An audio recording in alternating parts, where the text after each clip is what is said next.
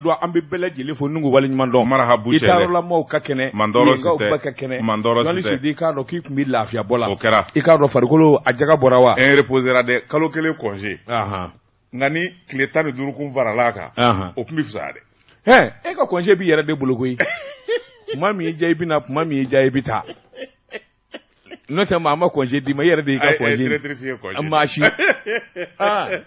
directrice congé susungu kalo kele congé koro ikida iki lafia bo ikana fo ike netisi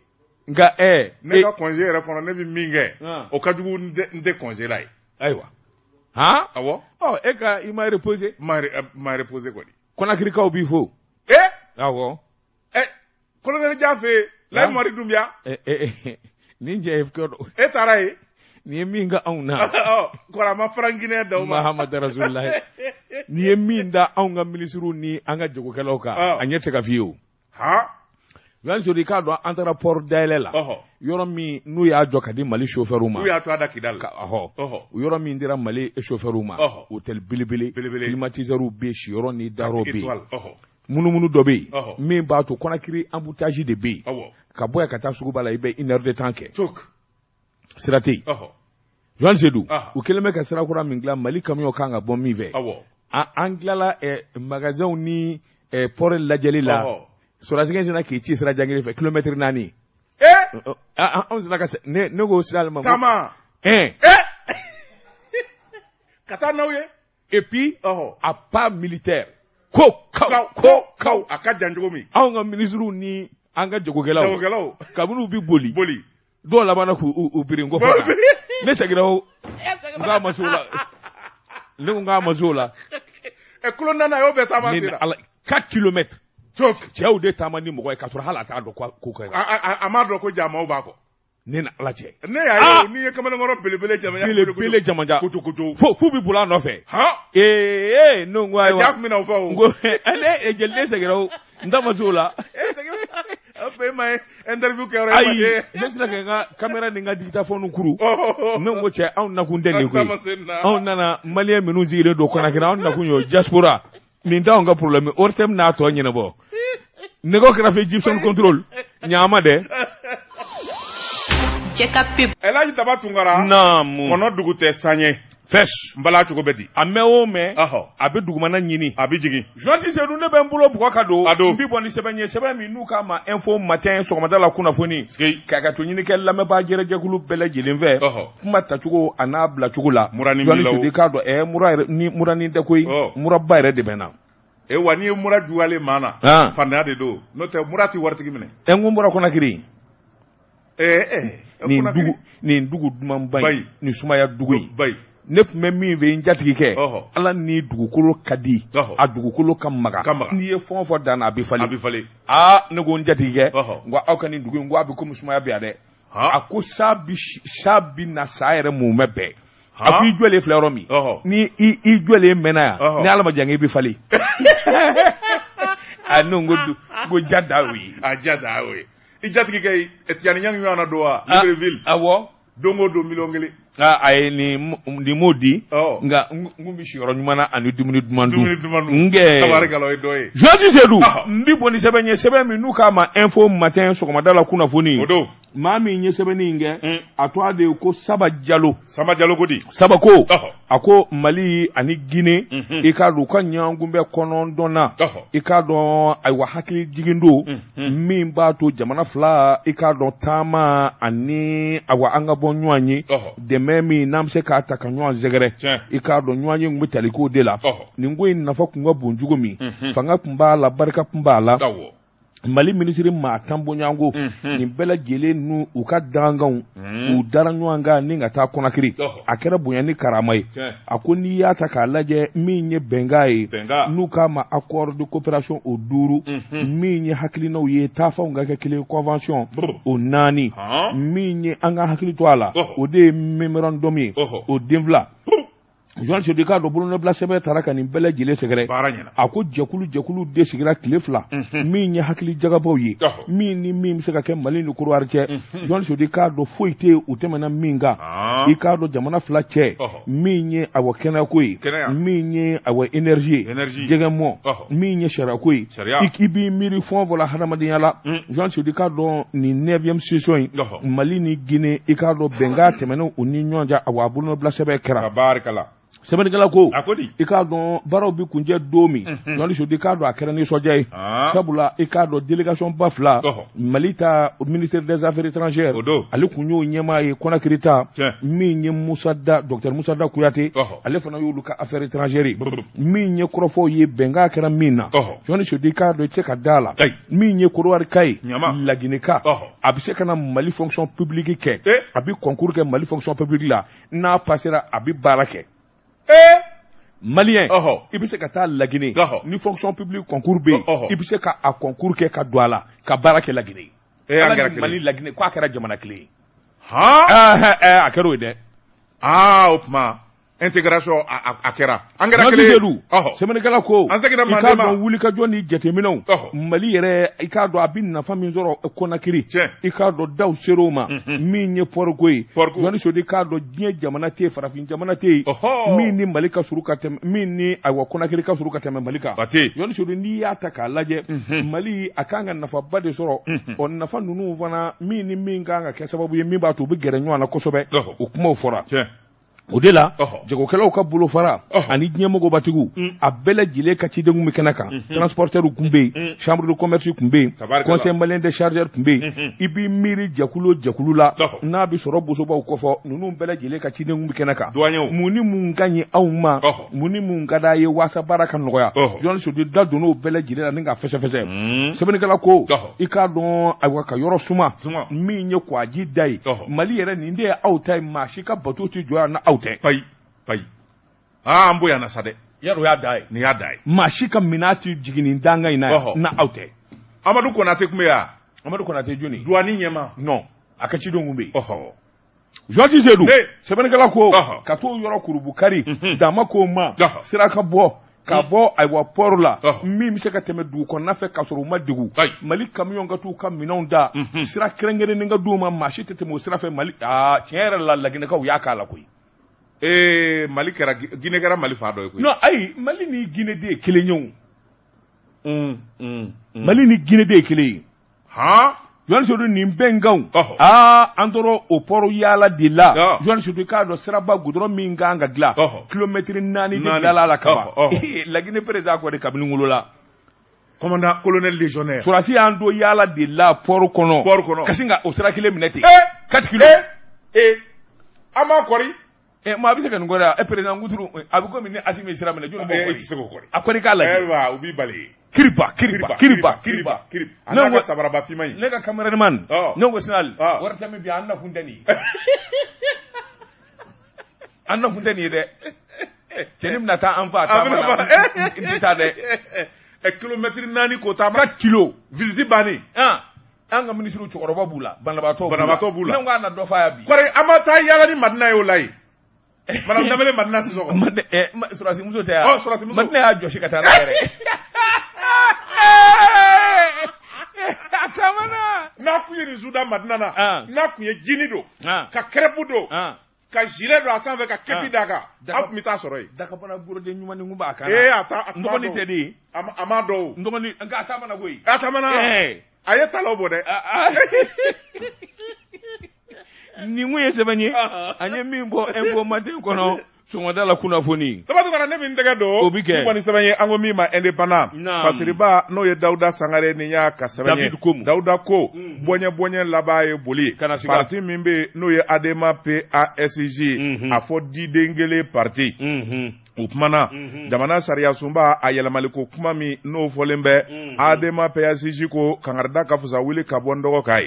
kunungo novembre kalo tile 20 u nana kana kunnafoni bɔ ka ben kunnafoni min kɔnɔ adema yɛrɛ bi ɲɛfɔli kɛ u ka yeta n'u ka faamu ye min ye nin baara in na min daminɛna jamana kuntigi fɛ n'o ye colonel Asimi Goita ye sɛbɛnnikɛla ko adema PACJ a ɲɛmaayaso u k'o de ma comité exécutif o bɛ maa min bolo o ye professeur Marimanja Jara ye Marimanja ani adema n'o ye didenw ye u farala ɲɔgɔn kan ni ka bɛnkan kɛ ka sɛbɛn tɛgɛnɔ bila min kɔnɔ u bi kuma sariya sunba min dara février kalo tile 25 san 1992 a yɛlɛmali koɲɛw kan adema ko a ko fɛn min ye sariya in ye bolo min n'o bɔlen b'a nɔfɛ n'o ye projet kura in ye olu kɔni y'a ta ka taa k'a ta ka segin u ye yɔrɔ dɔw y'a la minnu ka ɲi nka ko fɛn caman de b'a la min n'o jɛgɛnen bɛ adema ko a k'u tilalen projet in kalanni la u y'a ye k'a fɔ accord min n'o tɛgɛnɔ bilara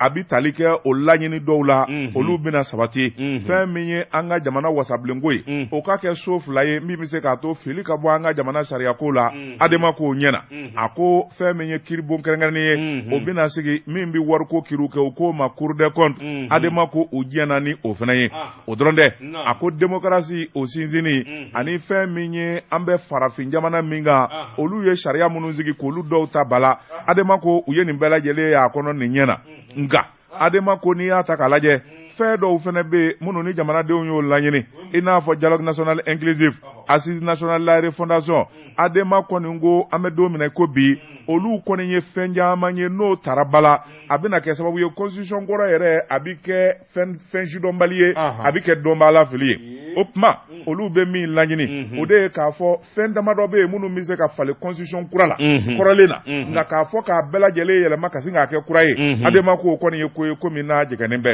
sɛbɛnnikɛla ko a ko n'i y'a ta k'a lajɛ adema labanna tuguni k'a fɔ jɛkulu min sigira k'o ka baara kɛ ko in kan n'o kɛra commission ye minnu nana sɛbɛnni kunfɔlɔ kɛ adema ko o sigicogo ma kɛ olu fɛla ko ye sabula u kun kan ka ɲininka olu yɛrɛ ka maa di min bɛ nin hakilina di ko in na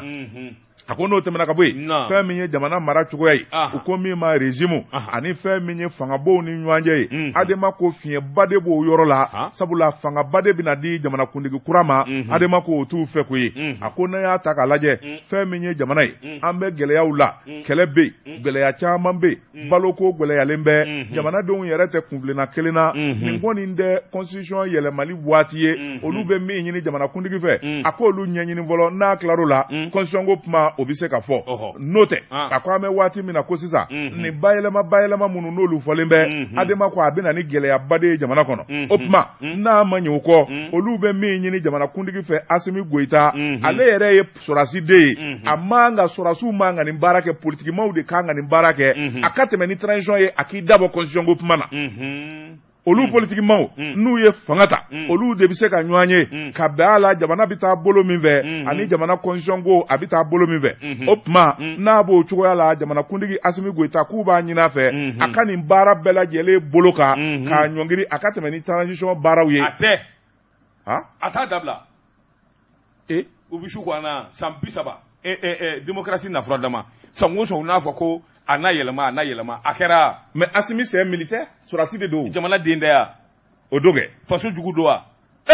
adema fana jamanadenw tɛ yan c'est les partis politiques olu ye san 20 k'a la yan u y'a kɛ yan ni ɲininka de a ma se ka kɛ mais u y'a lajɛ dɛ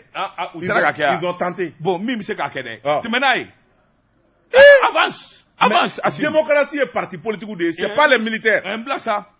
an ye dɔ kɛ démocratie la parti politique bolo an ye dɔ k'u bolo ten kunnafoni filɛ nin ye an ye min zalo ka bɔ indépendant kɔnɔ a ka bi bɔli la Joasi Seydou Samba kunkolo a tɛ se ka tobi da kelen kɔnɔ n bɛ bɔ ni sɛbɛn ye sɛbɛn min n'u k'a ma alternance maa min ye sɛbɛnni in kɛ a tɔgɔ de ko ayiwa Yusufu Sisɔgɔ ko a ko i k'a dɔn parti politique wɛrɛ min bɛ yen n'u k'a ma URD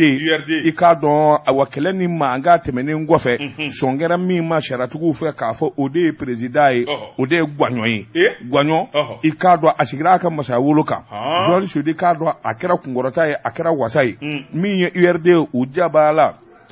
ka so minɛ k'a sɔsɔ i k'a dɔn i ko dakɔnɔɲi URD i k'a dɔn kanubaw ni lapasabaw ani biro maa dafalen u bɛɛ lajɛlen tun bɛ ayiwa ɲɛmaa kɛrɛfɛ sɛbɛnnikɛla ko madame Kulubali awa Kajatu Samake o kunbɛ ale yɛrɛ ye awa tɔn awa a denzabaye o tɛmɛnen kɔfɛ u ka député kɔrɔ min bɛ Amadou Cissé n'u k'a ma ko Jajiri o fɔlɔ tun bɛ kɛnɛ kan min ye vice président ye ni ani awa secrétaire général Kouma ani docteur Mamadou Diallo min n'o ye denmisɛnw ka ɲɛmaa ye ninnu bɛɛ lajɛlen tun bɛ kɛnɛ kan journaliste Seydou bureau exécutif national URD journaliste Seydou k'a dɔn awa tile damadɔ dama de duuru ma u ka nin ɲɔgɔn ye labɛn ɲɔgɔn ye labɛnnen i k'a dɔn président wasalen min ye Gwaɲɔn Kulubali sɛbɛnnikɛla ko sɔn kɛr'o masa bɛn kɛr'o kan k'a fɔ Gwaɲɔn kɔni ale de kɔni ye président ye journaliste Seydou Gwaɲɔn kɔni a nakan ye min ye o ka di sabula ka tɛgɛ jan u ni maa minnu kɔni kun bɛ mankan na walima kɛlɛla u bɛɛ lajɛlen ka wele u ka sigi du kelen kɔnɔ o de bɛ kɛ sababu ye URD yɛrɛ a ka fangaba sɔrɔ a ka sinsin a ko n'i y'a ta k'a lajɛ Soumaïla Cissé ala k'a hinɛ a tiɲɛ tabaw Joan Sodi k'a dɔn gɛlɛyaba donn'u ni ɲɔgɔn cɛ sabula ɲɛmaa ko a gɛlɛya barika bonyana fo ka taa kɛ kiiri ko ye n'a ma ɲɛ k'a fɔ kelen kɔni b'a la o de ye se sɔrɔ waati dɔ sera sa ayiwa min kɔni b'a to i k'a dɔn URD a den bɛɛ lajɛlen ka wele u ka don da kelen fɛ ka bɔ da kelen fɛ o kɔni ye Gwaɲɔn Kulubali a ka yeta ye ko fana tɛmɛnen kɔfɛ min ye Gwaɲɔn Kulubali ye a ye foli ani tanuni kɛ ni ka ɲɛsin awa bi maa bɛɛ lajɛlen ma URD kanuba bɛɛ o tɛmɛnen kɔfɛ u laban ye politique baara daminɛ u y'u da don projet kura min bɛ senna n'a bɛ jamana sarabolo kofɔ i k'a dɔn ani commission min sigilen bɛ commission min kan ka kɛ sababu ye jamana den bɛɛ lajɛlen ka bɛn a da donna politique baara fɛn o fɛn awa n'o kɔni n'u minɛnen don bi a y'i da don nin bɛɛ lajɛlen la ni ka kuma kan sɛbɛnnikɛla ko waati nataw la kuma gɛlɛn minnu fɔra ani kuma koloma minnu fɔra i k'a dɔn an na segin ka n'o fɔ nin kun ye sɛbɛn ye an ye min bɔ alternance kɔnɔ a ka bi bɔli la Soumaïla Cissé muso tun bɛ yan o ma sɛbɛn pourquoi kɛrɛnkɛrɛnnen ɲɛna Soumaïla Cissé muso mais parce que ni Soumaïla tɛ yan muso bɛ bonya kan ka d'a kan elle doit être président d'honneur quelque part président d'honneur quelque part o ka fisa dɛ e tɛ foyi fɔ gansan tu as une idée derrière la tête ah non je n'ai pas d'idée ni i sɛgɛnna I don't know n ko taa fɔ i ka page kan nɛgɛw kɛrɛfɛ Jɛ ka pub k'a ka feerefɛnw lakodɔn nɛgɛ kanɲɛ 12 sera Bamako k'a fɔ jiginɛw ka bonyamasegi bɛ aw ye Jɛ ka pub Joasi Seydou mbala cogo bɛ di mais il fallait la magouille. Non, pas du tout. Je te connais. Tu me connais. Voilà, moi je te connais. Non, tu m'as étudié. Non, ça c'est un sujet. Il me l'a mis développé et capable. Nous on n'a pas ce temps. Nam. D'abord, on a même une décado. Oh, piquet.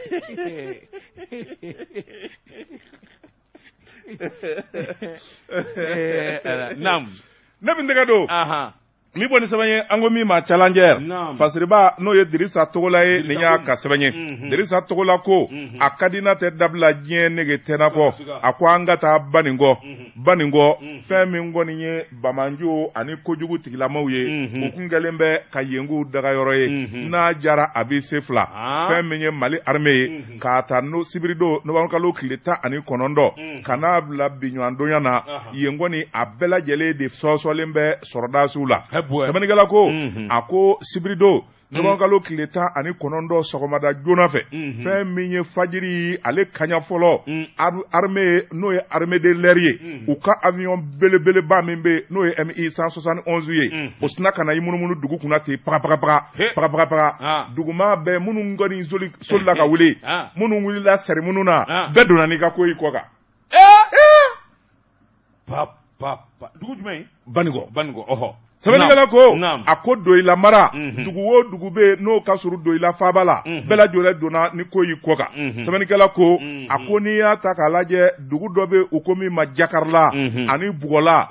o fanfɛlaw fɛn min ye terroriste ye armée ye kibaruya sɔrɔ k'a f'u dagalen bɛ yen b'a fɛ o tuma ka soli ka d'u kan k'a sɔrɔ ma wuli i n'a fɔ sɛdina bɛ minɛ cogo min armée y'o de kɛ sɛbɛnnikɛla ko u nan'u ganga u ni Doyila cɛ sabula n'u ko k'u bɛ porokoto u bɛ boli ka taa yen b'a fɛ avion bɛ sanfɛ sɔrɔsiw bɛ duguma ka na dugu mɔmɔli de daminɛ fɛn min ye dugu soforoku dugu bannen ka don kungokolo la n'o ye kungokoloba min bɛ yen k'o mɔmɔli daminɛ sɛbɛnnikɛla ko dugu minnu bɛ yen n'o ye masigiyanfanw ye u y'a bɛɛ lajɛlen de salo ni ka n'u kun gue ɲɔgɔn na i b'a fɔ fɛlɛbɔlaw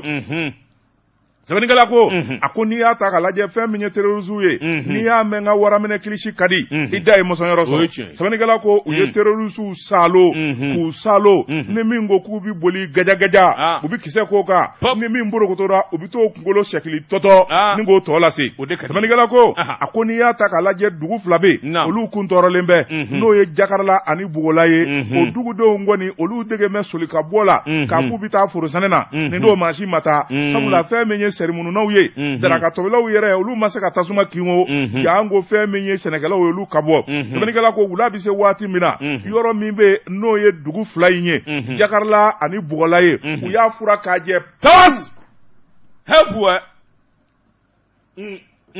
terroriste minnu vara minnu minɛna maramafɛn minnu minɛna mobili moto ani fɛn min kɔni y'a kisɛ ye u y'a bɛɛ lajɛlen salo ni ka fɛn min kɔni ye Bamako ye ni k'o magɛn n'a ye kunnafoni filɛ nin ye an ye min salo ka bɔ challenger kɔnɔ a ka bi bɔli la jɔnjɛ dun bɛ bɔ ni sɛbɛn ye sɛbɛn min n'u k'a ma l'indépendant o don maa min ye sɛbɛnni in kɛ a tɔgɔ de ko Masiri Job i k'a dɔn o wulikajɔ ni ayiwa o Bamanje wale i k'a dɔn abajugu fila karila ɲɔgɔn na yan ka di yen ye i k'a dɔn wulikajɔ a ko n'i y'a ta k'a lajɛ min ye terroriste jɛrɛjɛkulu ye minnu kɔni aba n'u t'a fɛ u ɲɛ ka da ɲɔgɔn kan olu fila de filɛ ka ɲɔgɔn sɔrɔ nka ko in senfɛ i k'a dɔn cɛ kelen kun bɛ o ɲininen kun don Ameriki ani tubabu jamanaw bɛɛ lajɛlen fɛ u k'a ma ko Iliyasu Jimbo u k'a ma ko Petit Chafuri Menaka jamana na a ko i k'a dɔn Bamanje jɛrɛjɛkulu fila u k'a dalen don ɲɔgɔn na bɛɛ lajɛlen ko ne ta de ye Menaka ye a ma ɲɛ min k'u laban u ye Masaranga tɔ kɛ Masaranga sɔ kɛ ta la a ko n'i y'a ta k'a lajɛ Bamanje dɔ bɛ yen min n'o ye Petit Chafuri i k'a dɔn siran kelen don a ɲɛ diɲɛ fa bɛɛ lajɛlen la Amerikaw yɛrɛ kun kelen bɛ ka welewele da kɛ ni maa min y'a fa maa min mana a suko mɛn walima maa min mana a yɔrɔ dɔn n'i sera k'a ko fɔ i k'a dɔn min ye awa dolari wari miliyɔn 5 o bi d'i ma Amerikaw kun ye nin tabale gosi sɛbɛnnikɛla ko i k'a dɔn ka nin fadenya kɛlɛ in i k'a dɔn u karilen ɲɔgɔn na min ye Menaka fanfɛla ye terroriste bi taa ka segin cogo bi taa ka segin fo ne k'e si latunu jɛrɛjɛkulu fila in kɔni i k'a dɔn dɛsɛlen don ka bɛn ko la u ɲɛ tɛ da ɲɔgɔn kan a ko n'i y'a ta k'a lajɛ i b'a ye k'a fɔ octobre tɛmɛnen in na n'i ye kunnafoniw ta k'a lajɛ kunnafoni saniyalen don minnu yɛrɛ jɛlen don jɛrɛjɛkulu min n'u k'a ma ko EIGS i k'a dɔn ani groupe de soutien à l'islam et aux musulmans JESIM olu de bɛ kɛlɛ la Menaka fanfɛla in na a ko min ye maa caman ye Bamanje jɛrɛjɛkulu la i k'a dɔn o dajira a ko sabula nin ko in a fanga ka bon kosɛbɛ fanfɛla min na o de ye libita ko guruma ye wulikajɔ ni jateminɛw y'a jira k'a fɔ Petit Chafuri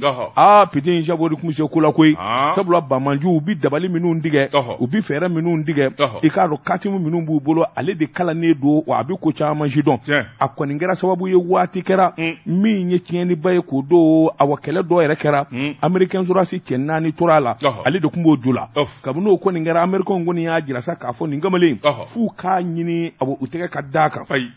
a ko n'i ye ko ta k'a lajɛ nin Bamanje kɛlɛ u yɛrɛ dama ni ɲɔgɔn cɛ o de kɔni kɛra sababu ye a ni ka to a la a sɛbɛndiyara sabula kunnafoni in jɛnsɛra fan bɛɛ lajɛlen la k'a fɔ Petit Chafuri a ni tora a la sɛbɛnnikɛla ko a ko wulikajɔ kɛlɛ Petit Chafuri i b'a ye k'a fɔ awa EIGS o ɲɛmaa kɔrɔ dɔ fana bɛ yen i k'a dɔn awa min dɔ a ye ko Adam min da ye ko Adam Abu Ali Walid ani Al-Ashafuri i k'a dɔn ninnu bɛɛ lajɛlen siden ban'u kɔnɔ min ye Wataguna o fanfɛlaw la olu fara a donna min kama i k'a dɔn ne hakili b'a la août kalo san 2021 tubabu sɔrɔdasiw de kɛra sababu ye k'olu ni kɛnɛ karaba a ko n'o fana bɔra ye min ye Al-Muhud ani Pula Ngorji n'u k'a ma ko Abu Anas i k'a dɔn ninnu bɛɛ lajɛlen dajira a ko n'i ye ko ta k'a lajɛ hali bi n'a ka bi dɔw kɔni bɛ bolo la min ye Isa Bare o dɔw k'a ma ko alias Isa Bari ani Isa Jimaru Abu Huzuta alias Igo ani dingu shifu a ko nin damanda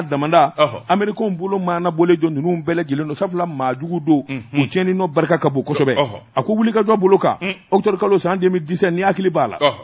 a k'i b'a ye k'a fɔ min ye sɔrɔdasi nigérien maa 4 ani awa Americain sɔrɔdasiw olu ni tora jahadi dɔ la a ko i k'a dɔn kabini o waati fo bi Americain kɔni galannen don k'a fɔ ninnu kɔni u t'u to yen abada a ko n'i ye ko ta k'a lajɛ wulikajɔ ni jateminɛw na ayiwa i k'a dɔn Bamaji gɛrɛjɛkulu tiɲɛ yɛrɛ la tɔ t'u la bilen sabula ɲɛmaa minnu b'u la an'u ka ayiwa maafalabaw an'u ka dabalitigiw a caman kɔni bɛ yen o bɛ ne ka daji yalima maa bɛ ɲininkali de kɛ sa an bɛ don min na ko bi yalima Bamaji kɛlɛ a bɛ ne ka duga wa ɲininkali to min bɛn nin kun ye sɛbɛn ye Masiri Jɔbu ka fasiri don an ye min bɔ indépendant kɔnɔ a ka bi bɔli la sabati kɔnɔ ne bɛ n tɛgɛ don min bɔ ni sɛbɛn ye an ko min ma le pays fasiriba n'o ye Mamadu Jara ye nin y'a ka sɛbɛn ye Mamadu Jara ko an ka taa Sajo la sabula ni bɛɛ tori gɛnfɛn bolo dɔ ta bi taa ni ye Sajo la fɛn min ye société civile u faralen bɛ ɲɔgɔn kan jɛkulu min bɛ n'u k'a ma ensemble la commune de Sajo la EPC u kɛlen bɛ ka kulekan bɔ jamana faamaw la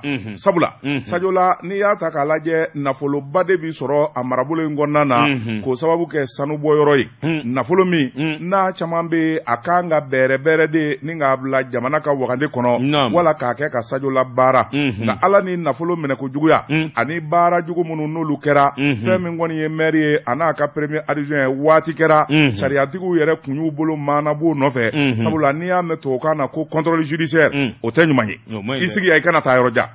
subahanallahi tubabukan min kɛra o kɔfɛ i b'o dɔn fulukan dégage dégage n'o kɔni bɔra ye o kɔfɛ o ɲɔgɔnna tubabukan duman tɛ naam sɛbɛnnikɛla ko a ko fɛn min ye tumani ye a n'a ka danga n'o ye Mɔrɔ Magalu ye ninnu kɔni kiri maana bɔlen b'u nɔfɛ halisa fɛn min ye u ma labila fulukan o ma f'u ɲɛna sɛbɛnnikɛla ko a ko n'i y'a ta k'a lajɛ minisiri min bɛ yen n'o bɛ kiriko kunna Mahamadu Kasoge ale yɛrɛ de ye a ka kiri tigilamaw olu yɛrɛ de ye nin sariya bɛɛ lajɛlen sigi Mahamadu Kasoge n y'a ye sen ka fɛrɛ a ma Konakiri a ye ɲɔgɔn ye cɛ ɲumanba wallahi a nisɔn ka di wa a sabalilen wa i b'a dɔn a na k'a fɔ hadamaden sabalilen tɛmɛ a kan il est tellement simple et il respecte les gens ne m'a ɲɔgɔnna ye o ne kɔni m'a dɔn nin maa ɲumanba in sera ka mandat de dépôt da ne ka kun min na o a jogo de b'i la ne sina ka taa jɔlen sɔrɔ ten n ko a ma n ko monsieur le ministre a sera ka a tɛ n dɔn dɛ a sera ka girin ka taa ça va mon frère i ka kɛnɛ somɔgɔw bɛ ça va bien n ko Kasoge don a ko awɔ n k'i kɔrɔkɛ don a ko jɔn n ko Daba Tunkara min bɛ kuma radio la kɔrɔ a y'a fanga bari la a yɛlɛla ba bi kete ka contrat i ka kow yɛlɛ de b'a la ne ko ja ni kamalen ye maa duman ye ta e t'a dɔn dɛ k'a sɔrɔ i mana ja a photo ye i b'a fɔ ko k'a ka jugu wa a b'a to yɛlɛ de la dɛ Bigurusi b'a ka guloki jugu a la manda ayi o fana jugu bɛ minnu na aw jugutigiw a jo b'a la o a ti manda da maa ka ten koyi jugu b'i la de ayi jɛ o ne kɔni a mana a kana da a ka ɲɛma ne kɔni ti da la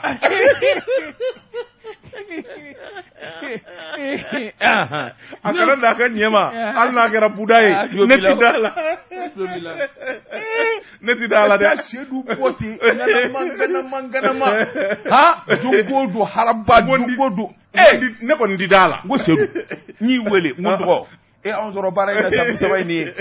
i ka nin ko ninnu tɛ taa yɔrɔ a dabila non moi je suis journaliste n ko tɛmɛ n'a ye n bɛ tiɲɛ fɔ i ka journaliste i m'a ye sa k'a fɔ nkalon b'i da i ma tiɲɛ fɔ la i ma taa kaso la naam n y'a kunu baasi tɛ ayiwa naam sɛbɛnnikɛla ko a ko n'i y'a ta k'a lajɛ Mamadu Kasoge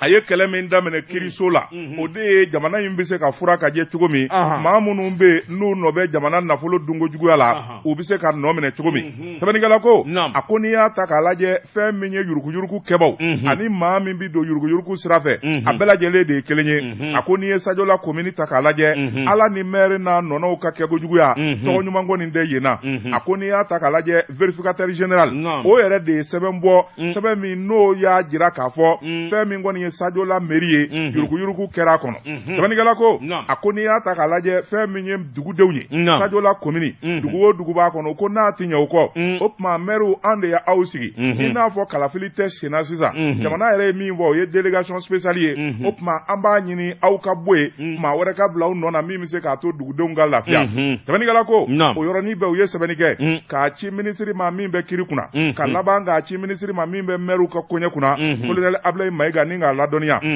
tabanikɛla ko o lettre min n'o bɔra dugutigiw yɔrɔ ani fɛn min ye commune denw bɛɛ yɔrɔ ka lase jamana faamaw ma maire n'a nɔna minnu bɛ yen n'olu bɛ kojugu ninnu na olu de kɛlen bɛ ka kale da o ko in ɲɛ don o don réunion kura u bɛ t'o fɛɛrɛ tigɛ fɛn min ye novembre kalo tile 20 tɛmɛnen u ye labɛn dɔ kɛ min ye dugutigi dɔw ye u taara dɔw nɛgɛ k'u kana ko balo tila bɛ wala ci kɛrɛnkɛrɛnnen bɛ ka f'u ye u sigilen ka sin ka na caméra jɔ o la k'u filmeli daminɛ k'a kɛ i n'a fɔ nin dugutigi bɛɛ nalen don min bɛ se k'a to maire ka to a nɔ la dugutigi caman bɛ yen minnu wulila k'u ka banfula gosi ni k'u ka sabara don ka t'u ka sira fɛ anw nakun tɛ nin ye sɛbɛnnikɛla ko maire n'a ka danga tumani ani fɛn min ye magalu ye ni maa fila bɛɛ lajɛlen de malola yɔkɔ u labanna ka diyagoya sigi min n'u kun y'o boloda k'a bɔ a dɔgɔkɔrɔ k'a bila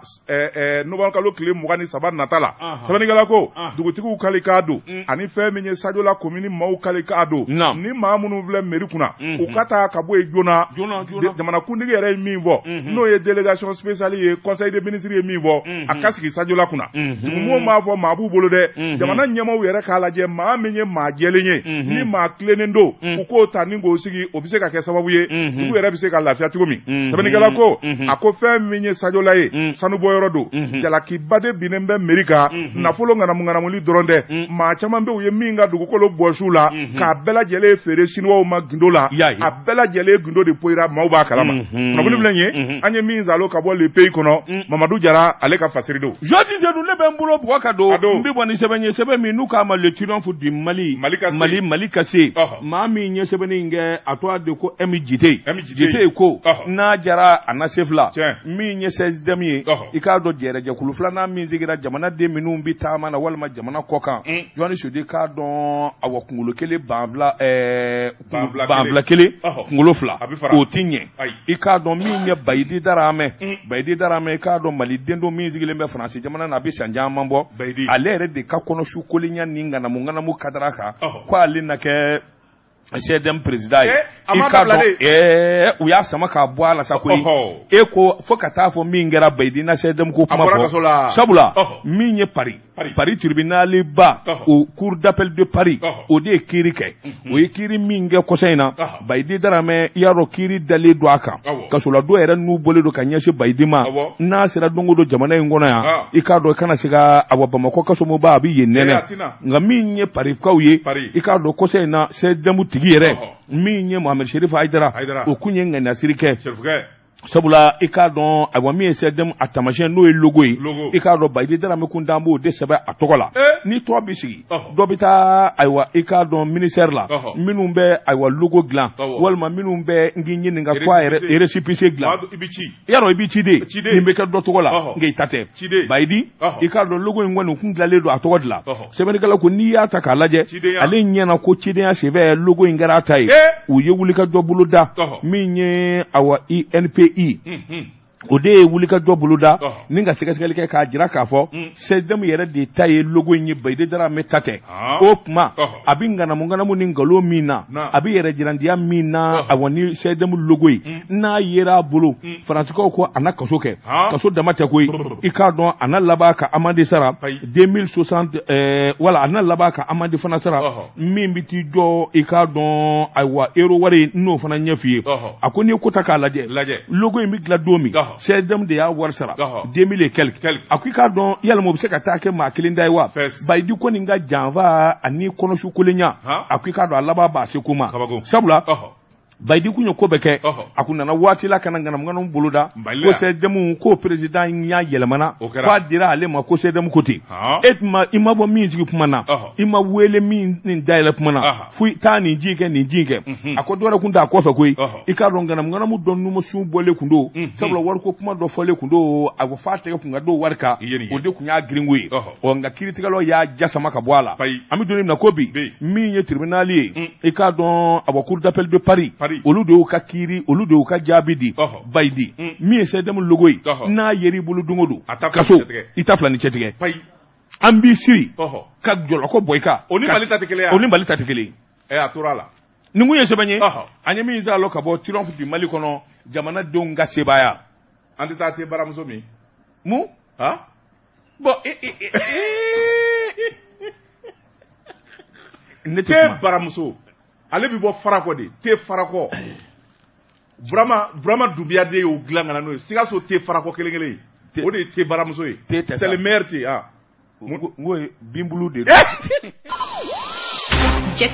Daba Tunkara naam n bala cogo bɛ di Joasi Seydou ne bɛ n bolo bugɔ ka don n bɛ bɔ ni sɛbɛn ye sɛbɛn min n'u k'a ma ko Nouvelle Horizon ɲɛdankura o don Joasi Seydou k'a dɔn tiɲɛni kɛra a ko centre islamique Bamakɔ o kɔfɛla la i k'a dɔn jirifeerela caman de bɛ yen mécaniciens ani bololabaarakɛla caman novembre kalo tile 19 kunu amdala ye i k'a dɔn tasuma de nana yen minɛ ten bugaw a kɛra nafolo tiɲɛ da ye ni hadamaden banamininen ka don ɲɔgɔn na a gɛlɛyara fo k'a fɔ k'a to ten a ko maa minnu bɛ jiri feere a maa ka ca kosɛbɛ mobili awa garage tigiw ka taa se i k'a dɔn bololabaarakɛla caman ma ninnu ka yɔrɔ de filɛ ka mɛnɛ ten balawu Joani Seydou i k'a dɔn maa si den kelen t'a dɔn tasuma in jubaju ye min ye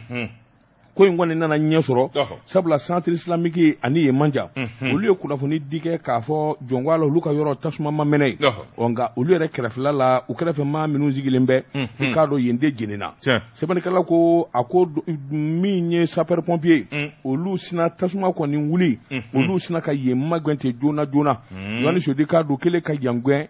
u nana ji sari fa bɛɛ lajɛlen la i k'a dɔn u sera ka tasuma in dala sa maa kɔni ni ma to a la nka nafolo min diɲɛna barika bonyana a kɛra ala faranga ye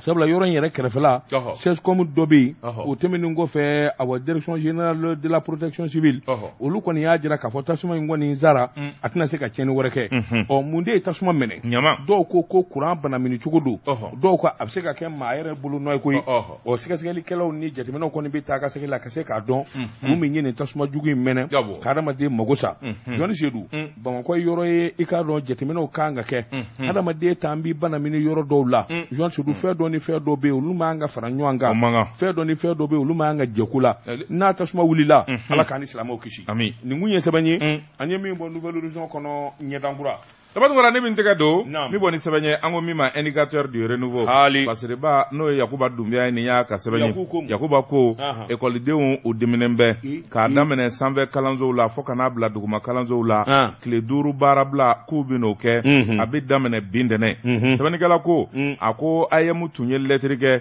k'a ci kalan minisiri ma ka gɛlɛya caman fɔ o dɔ ye ɲama o donnen bɛ ekɔlisow kɔnɔ fɛn min ye kalanyɔrɔw ye ɲama tonnen de bɛ yen n'a ti ɲini ka kɛ i b'a fɔ fɛn min ye sugunɛkura ɲamadonba ye sɛbɛnnikɛla ko a ko dɔrɔn tɛ fɛn min ye ekɔlidenw ye u ka fɛn caman bɛ yen minnu balannen bɛ janko nafolo ko sanfɛ kalanso minnu bɛ yen o balannen bɛ maa minnu fana ye baki sɔrɔ ɲinan olu kan ka orienter ka taa bila kilasi min kɔnɔ kilasi tɛ sabula fɛn min ye salon maaw ye olu yɛrɛ ma b'u nɔ laban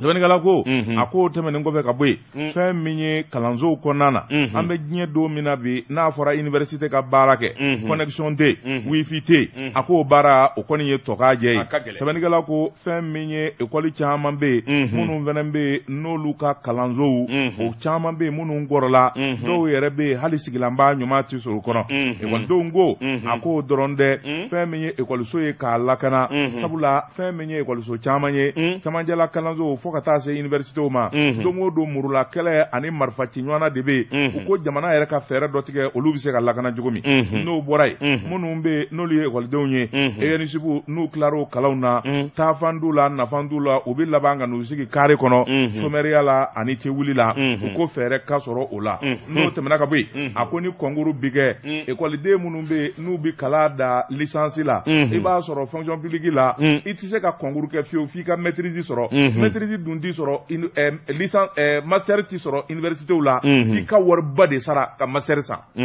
o tuma n'i sera licence classe la kala danna ye c'était minnu zomaw ye ka taa master saraw ye olu kɔni zen tɛ foyi la olu tɛ se ka fonction publique concours kɛ u k'o ka dabila licence ka concours kɛ sɛbɛnnikɛla ko a ko école minnu bɛ yen n'olu ka baara ye école maître formeli ye fɛɛrɛ dɔ ka tigɛ olu fana ye u ka laɲiniw ka sabati a ko n'i y'a ta ka lajɛ jamana ka politique kɛrɛnkɛrɛnnen sigi min bɛ kɛ sababu ye écoleden minnu fana bɛ yen n'olu bɛ baara kalan na agropastoral école professionnelle n'u bɛ jamana kɔ kan n'u bɛ Bamako kɔ kan a ko n'i y'a ta k'a lajɛ olu ka wariko de ka gɛlɛn fo ka taa fɔ k'a to ten u bɛ balo maɲumako sugu bɛɛ la jamana ka fɛɛrɛ tigɛ min bɛ se k'a to olu furakɛ sɔrɔ n'o bɔra yen k'a daminɛ université la ka na lycée la bɛɛ ka tenue ka kɛ kelen ye cɛw ta ye nin ye musow ta ye nin ye o fana ka ɲi o ka ɲi o b'a to fɛn min kɔni ye écoleden ye nin ye jamanaden b'a dɔn nin ye écoleden ye n'a yɛrɛ sigana yɔrɔ la wala ni ko b'a sɔrɔ tant que tenue b'a la a bɛ dɔn k'a fɔ nin ye cɛmancɛla kalanden ye nin ye université kalanden ye nin ye duguma kalanden ye a k'o bɛ kɛ sababu ye ka gɛlɛya caman ban denmisɛnninw yɛrɛ ka finiba don k'u waso ɲɔgɔn na ani dantɛmɛko a bɛ kɛ sababu ye ka fu siri o dan na u ko ni nin n'a ɲɔgɔnna ko minnu bɛ yen ka fara INA problème kan ani centre conservatoire Bala Fasigi o problème minnu bɛ yen ni gouvernement m'o ɲɛnabɔ k'a daminɛ bi ntɛnɛn na fɔ jumadon u ti maa si ti kalan kɛ u taar'u labɔ u ye denmisɛnninw labɔ sɔgɔma o a daminɛna Osez 20 tabarakala min ko n den bɛ privé la o min ko n den bɛ public la o a bɛɛ de bɛ gɛn ka bɔ kɛnɛ ma mais ɲinifɛn ninnu tiɲɛ yɛrɛ la dɔw b'a la olu ka ɲi non cette fois-ci l'AEM est devenu responsable vraiment ça honnêtement c'est que u tun bɛ kɛlɛ kɛ kuntanko minnu na bourse dɛ turuso dɛ mobili dɛ des choses ou bien AEM sigi u bɛ taa kɛlɛ kɛ olu yɛrɛ de bɛ k'a fɔ sisan ko ka professeurs qualité falen les professeurs des lycées ko lycée public caman bɛ jamana kɔnɔ minnu ni maître tɛ stagiaires de bɛ k'u kalan ko k'o dabila ni AEM kɔni zéro yɔrɔ la ko kan ka yɛlɛma c'est responsable Sirama Ɲare ale ye AEM ɲɛmaa ye a n'a jɛw nin y'u ka laɲini ye Jean Seydou i ka don u ka laɲini i k'a dɔn laɲini sabatilen don an n'u fɔ k'u waleɲuman dɔn nka jamana bɛ danga min na k'o ka kɛ ni hakili ye a bɛɛ tɛ se ka ɲɛnabɔ e ko bi ta an t'a bila yan bi ta an b'a bila yan n'i ka yamaruya ye an n'a da alisamɛw tulo kan fɛn min ye asura belebeleba ka fara ziyara kan a bolo dalen bɛ ka bila jumadon na a bɛ kɛ yɔrɔ min na o ye wɔlɔni ye wɔlɔni karamɔgɔ n'o ye Elhaji Yusufu Konate ala ma hinɛ a denkɛ n'o ye Elhaji Seguba Konate ye ale de bɛ golo kan bi ka fara douane kan o kɛlen bɛ ka alisamɛw bɛɛ wele taali ye jumadon ye ziyara o ye sibiri don ye misiri fana o bɛ dayɛlɛ o tuma n'an tilar'o la wajuli bɛ kɛ fo ka taa dugu jɛ karidon an bɛ segin so i ka misitigi ne labɛnnen don i ka misitigi in don wa ayi o tɛ dɛ o ye dugabugu ye o ye dugabugu Elhaji Mohamed Bajara dugabugu a badenkɛ min bɛ wɔlɔni Elhaji Seguba Konare nin ye o ka kɛnɛ de kelenw tɛ dɛ o tuma an b'a ɲini alisamɛw fɛ wɔlɔni ta kɔni sira jɛlen bɛ taa cogo kelen don mobili tun bɛ taa yɔrɔ kɔrɔ minnu na olu don ni maa kura minnu b'a fɛ ka taa o jama de ka ca mobili bɛ taa Sugunikura la jumadon wulada fɛ an bɛɛ bɛ taa wɔlɔni ni ziyaraba in kɛnɛ kan ani asura kiriki Jean Seydou k'a dɔn dakamana kiriki mobili mana bonya cogo o cogo doni mana kɛ mobili kɔnɔ cogo o cogo n'i ye kiriki don a kɔrɔ a b'a wuli k'a jɔ o ye tiɲɛ hali remarque a b'a wuli remarque kiriki don wa arabukati mobili fitinin non nin ye remarque kiriki Jean Seydou k'a dɔn farafinfura k'a yɛlɛma k'a kɛ n k'i ɲininka comprimé ye i k'a dɔn k'a tɔgɔ da ko kiriki i k'a dɔn cɛya fura don Jean Seydou i k'a dɔn ayiwa dugu maa jɛ i bɛ kelen da sɔgɔmada fɛ fitiri b'a fɔ Alahu akbar i bɛ kelen da o tuma su tɔ e yɛrɛ min mana bɔ la i n'o dɔn foyi t'a la i k'a dɔn min ye produit chimique ye ni mago b'a la i b'a sɔrɔ arajo jɛka fɔ gardien bolo min ye Amadu ye Jean Seydou i k'a dɔn ayiwa diɲɛ laban ko